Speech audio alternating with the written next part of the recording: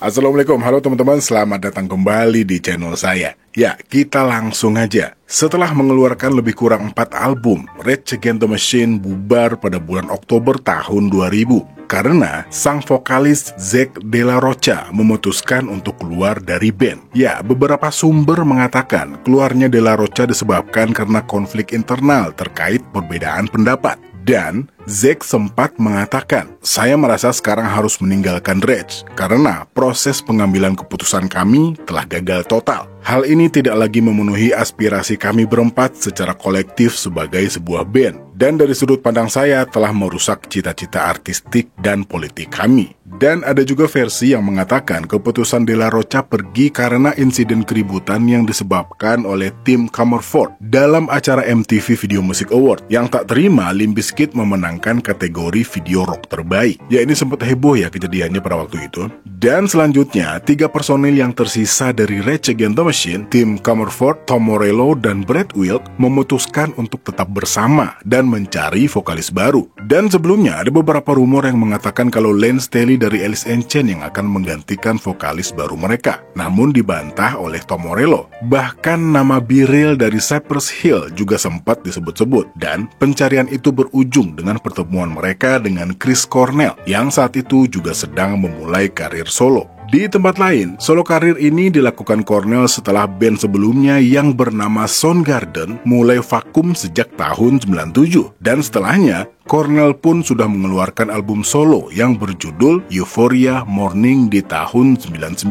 Hingga seorang produser yang bernama Rick Rubin yang juga merupakan teman dari Morello, Comerford, dan Wilk menelponnya dan menyarankannya untuk bertemu dengan para member Rage Against the Machine. Singkat cerita, saat memulai kolaborasi dengan Cornell, 3 personel Rage Against the Machine ini justru menemukan celah untuk membentuk band baru. Ikatan mereka semakin kuat, sampai-sampai Morello memberi pujian kepada Cornell dan mengatakan dia mengambil mic dan mulai menyanyikan sebuah lagu. "Aku seperti tidak mempercayai kejadian itu. Tidak hanya terdengar bagus dan hebat, tapi suaranya sangat luar biasa. Ketika ada ikatan yang dirasakan sejak saat pertama, kamu tidak bisa menyangkalnya," ujar Tom Morello. Dan di tempat lain, Cornell pun tidak ragu akan chemistry yang mereka rasakan dan juga mengatakan kalau mereka sudah membantunya dalam melewati masa-masa sulit. Karena saat itu, Chris Cornell sedang mengalami perceraian dan kecanduannya akan alkohol. Selanjutnya, mereka kemudian mulai berlatih selama 19 hari di Los Angeles dan berhasil menulis sebanyak 20 lagu. Setelahnya, Audioslave pun resmi berdiri sejak saat itu dan mulai melakukan proses rekaman di studio pada bulan Mei tahun 2001. Dan ya, perjalanan awal Audioslave melahirkan album perdananya cukup panjang dan menghadapi berbagai persoalan. Salah satunya pada bulan Maret tahun 2002. Meski belum memiliki nama resmi, Audioslave ditunjuk untuk tampil pada festival musik Ozzfest, tapi belum juga tampil di depan publik. Rumor bahwa band ini bubar sudah terdengar. Ada yang mengatakan kalau Chris Cornell telah keluar dari band ini 3 hari setelah pengumuman tur ini dibuat dan balik lagi 6 minggu setelahnya. Dan dikatakan bahwa Cornell mempermasalahkan adanya 2 manajer dalam proyek ini, di mana Jim Gerinot dari Rebel Watch mewakili Cornell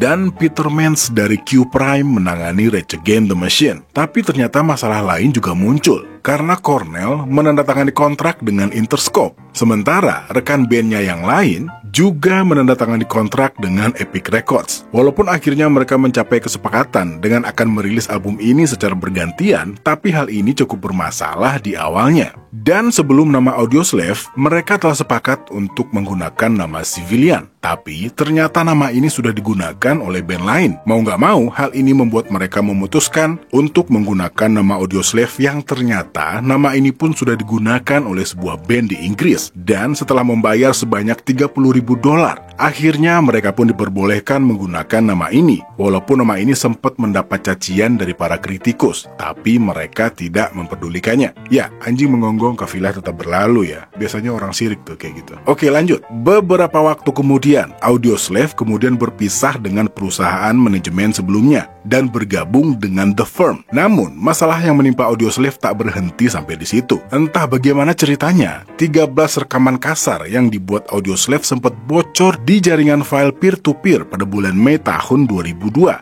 dengan nama Civilian atau The Civilian Project. Dan Tom Morello lalu mengkonfirmasi bahwa rekaman tersebut adalah sketsa kasar yang dikirim ke Seattle untuk dikerjakan oleh Chris Cornell. Dan setelah sederet masalah yang hadir, akhirnya Audioslave membocorkan nama resmi mereka dan meluncurkan situs resmi pada bulan September tahun 2002. Dan single pertama pun disebarkan dengan judul Coaches,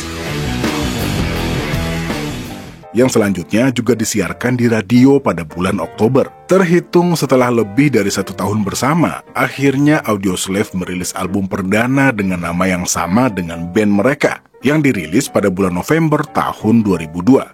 Album ini mendapat respon positif dengan menempati posisi 7 di Billboard 200 setelah terjual sebanyak 162.000 kopi di minggu pertamanya. Album perdana Audioslave mendapat status triple platinum pada tahun 2006 dari RIAA setelah berhasil terjual lebih dari 3 juta kopi di Amerika Serikat. Dengan suara khas Chris Cornell, Audioslave benar-benar melepaskan diri dari bayang-bayang Rage Against the Machine. Dan single kedua dari album pertama Audioslave berjudul Like a Stone yang dirilis pada awal tahun 2003 dan mendapatkan sukses besar. Lagu ini memuncaki tangga lagu Billboard Mainstream Rock Tracks dan Modern Rock Tracks. Like a Stone juga mendapat sertifikat gold dari RIAA yang menjadikannya sebagai lagu tersukses dari Audioslave dan disusul dengan single I'm the Highway dan Show Me How to Live. Usai diterpa sederet masalah hingga akhirnya merilis album pertama, Audioslave pun melanjutkan tahun-tahun berikutnya dengan menggarap album kedua. Karya baru ini kemudian dirilis pada bulan Mei tahun 2005 dengan judul Out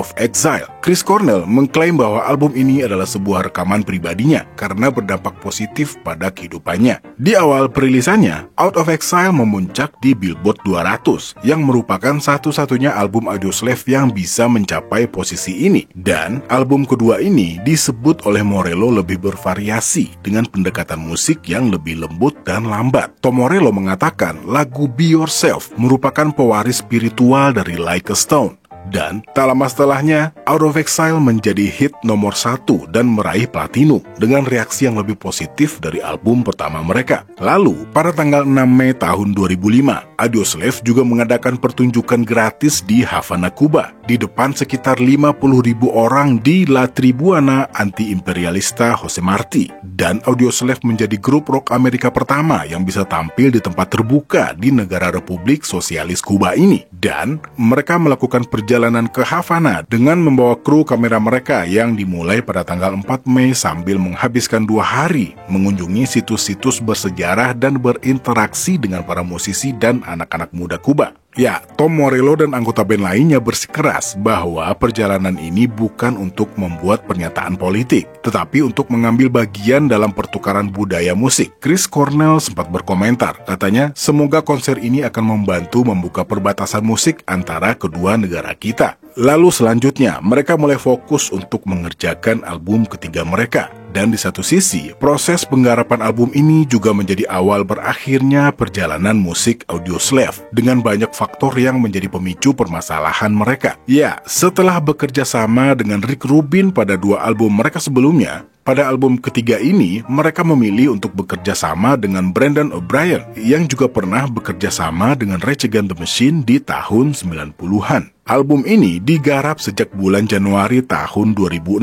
dan akhirnya dirilis pada bulan September dengan judul Revelations. Album ini menempati posisi kedua di Billboard 200 dan terjual sebanyak 142.000 kopi pada minggu pertama perilisannya. Tapi sayangnya album ini sepertinya kurang mendapat perhatian dan dengan cepat terlupakan dan juga tidak dipromosikan dengan baik. Dan di album ketiga ini, musik Audioslave lebih terdengar variatif dengan pengaruh musik funk, soul, dan R&B yang tak pernah terdengar dari album-album mereka sebelumnya. Dan di album ini juga terdapat beberapa lagu Audioslave yang memuat unsur-unsur politik, seolah-olah meneruskan api perjuangan Rage Against the Machine. Tom Morello mengaku kalau album ini merupakan perpaduan antara Earth, Wind and Fire dengan Led Zeppelin.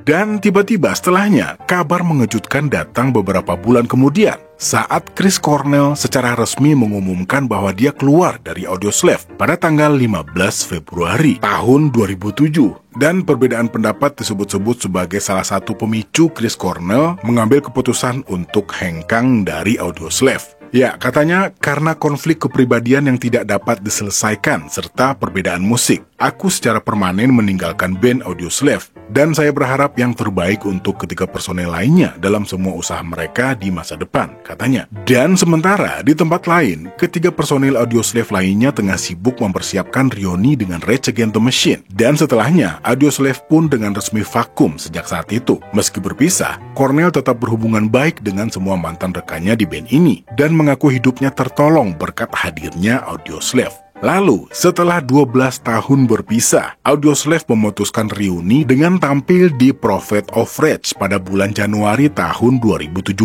sebagai bentuk protes atas pelantikan Presiden Amerika Serikat, Donald Trump pada saat itu. Dan setelah reuni itu, Chris Cornell mengatakan kemungkinan untuk terjadinya konser reuni Audioslave lainnya.